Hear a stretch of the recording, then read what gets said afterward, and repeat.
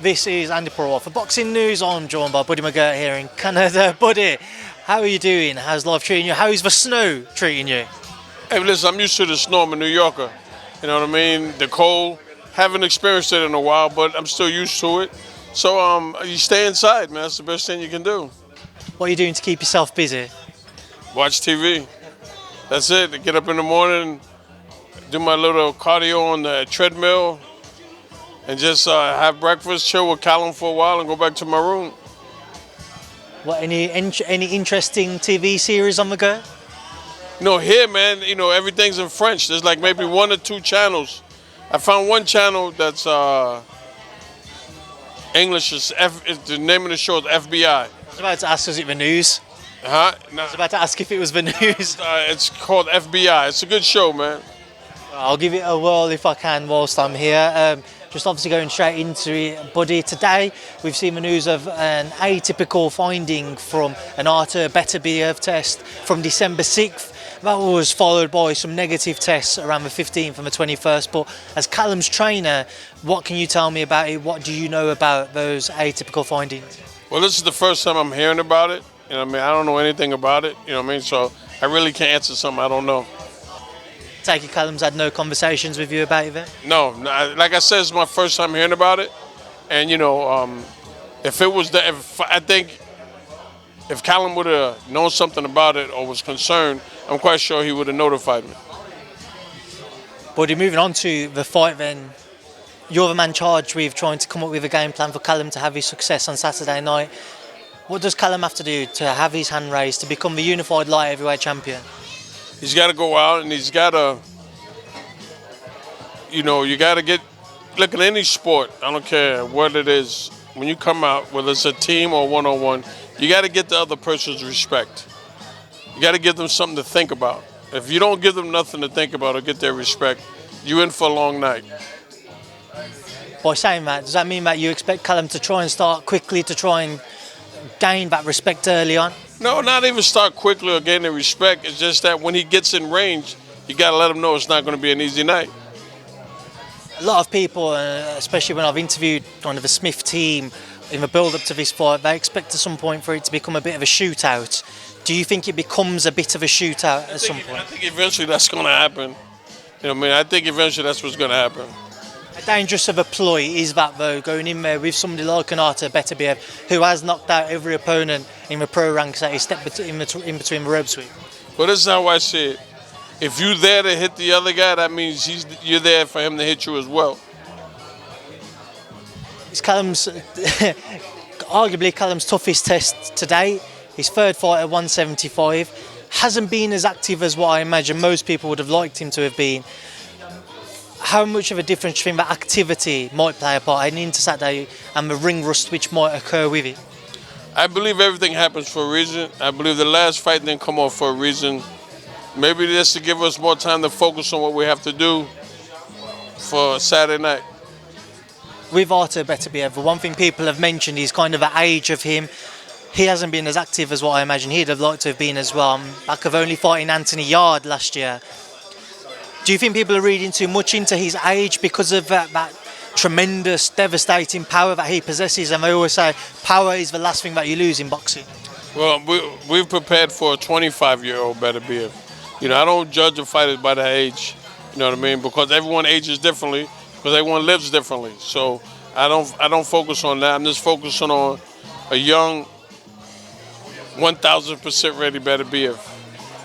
There's been an echoing air of confidence around the team that Callum's going to knock out Artur Beterbiev on Saturday night. Is that the plan? Well, that's not necessarily the plan, but is that the way you guys are looking to push for fight? You're looking for that knockout? I'm just looking for the victory. I don't care how we get it. Knockout, disqualification, anything, But I'm not going to sit there and say we're going to knock him out. I don't boast like that. All I'm saying is that I'm confident we will win. We will get that championship on Saturday night. Buddy, you've had some great nights as a boxer yourself, some obviously great nights as a trainer. Where would a victory for you with Callum on Saturday night rank in amongst your career highlights in the sport? I mean, like all the other guys that won championships, I'm proud to be a part of watching a young man accomplish his goal of becoming world champion. There's obviously a lot of talk about what could be next, and just sticking with the theme of Beterbiev, Dmitry Bivol has come out and he said that he has agreed a deal to face Beterbiev in Saudi as a part of a 2-fight deal on the back of his most recent fight just before Christmas. Just to get your thoughts on that, do you think it's a bit disrespectful at all that they're only including Beterbiev's name in that agreed deal with the fight with Callum yet to take place? Well, I don't get caught up in that. You know what I mean? I mean, if that's what he's going to say, or that's what he believes in, hey, so be it. You know what I mean? I mean, my main thing I want to do right now is focus on this Saturday. And one thing which I'm most interested to get your thoughts in is certainly over social media, as we've edged ever closer towards Saturday, a few people have suggested that Callum's performance against Canelo, when the going got tough, he went into a little bit of a shell and he never really kind of went for the win when things got a little bit tough in there for him. What do you make of anybody questioning kind of Callum's desire in those tough moments? Well, I did not see the Canelo fight. Have you watched it since? I've never watched none of it, no. So I mean, if that's what people feel, I mean, that's just how they feel, you know what I mean? I can't see him doing that. But, you know, if that's what they feel or if that's what they saw, then, you know, I mean, there's nothing I could do about that. You know, maybe there was a reason why he didn't execute like everyone expected him to. You know what I mean? So, I really don't focus on stuff like that. You know what I mean? Like I say, that's why they call it the past. Whatever happened in the past, you leave it in the past. And you continue to move forward. You can't sit back and judge anyone off of one bad night. Moving away from all things Callum, you've got another light heavyweight getting ready for a big fight. February 3rd, Dan Azeez, Joshua-Buatsi. How have you found trying to juggle Dan's camp with Callum's camp? Well, to be honest, Dan has been training with this guy Larry. I can't pronounce Larry's last name, so no disrespect, Larry. But he came to Liverpool for like about 5 or 6 days. But most of the time he's been training with Larry. We've been talking over the phone, so, you know what I mean, Larry's been doing all the work with him, to be honest with you. February 3rd, steps between the ropes with Joshua-Buatsi finally. When you look at the talent of Joshua-Buatsi, what weaknesses do you feel that Dan Azeez can exploit when they step between the ropes? Well, I'm going to say this. Ask me this question on February 2nd, the day before the fight, okay? I presume this is after the weigh-in and not before the weigh-in. Ask me this after the weigh-in. This is when we know we definitely got to fight.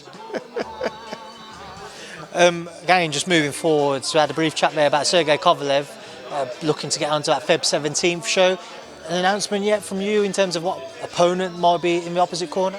Nothing. I mean, he sent me a couple of names, but nothing final, so I really couldn't tell you who. Buddy, as always, just a few fights to get your thoughts on before I let you wrap this up then. Fury-Usyk headlining that card. What's your take on that undisputed heavyweight title fight? Right now, I got to pick him. Right now. I mean, it depends on, to me, which Tyson Fury shows up. The Tyson Fury that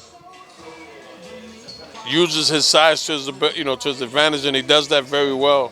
If that Tyson Fury shows up, then Tyson Fury. What about the Joshua-Ngannou announcement? What do you make of Anthony Joshua stepping in with Francis Ngannou, who gave Tyson a few different problems when they previously fought? Well, I've never seen Ngannou fight, so I really can't comment on that. Like, I didn't see the fight he had with Tyson Fury, so I can't make no comments on that fight. Did you watch AJ versus Artur Beterbiev? No, I didn't. No, I didn't watch it, no. Fair enough, buddy. Moving forwards once again, we're heading into a new year. A lot of positives, a lot of highs to look forward to. What are you hoping that this boxing year brings and presents to you, buddy? Well, you know, try to get his help as many young men as I can to accomplish their goal of becoming world champion. How many do you want as world champion by the end of the year then? Or realistically, I should say. Well, I'm going to be honest. I'm working with one guy, and I'm going to start working with another guy. And I believe both these guys are going to be world champions. Right, buddy. We'll leave it there now. Leave to catch up with the team because it seems like they're either all just about to order food or have ordered food. I don't want you missing out. So thank you for speaking to me. Hey man, my pleasure. Thank you.